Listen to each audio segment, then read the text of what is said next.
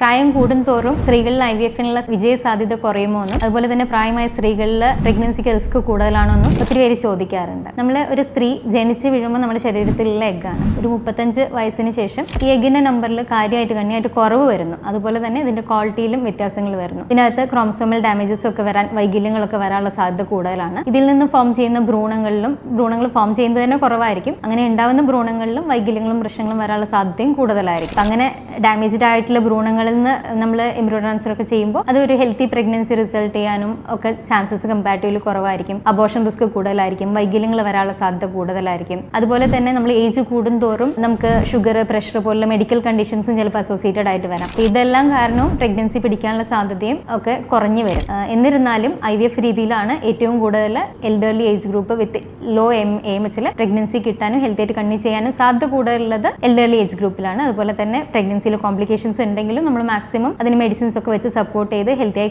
Continue ചെയ്യാനും ശ്രമിക്കുന്നതാണ്.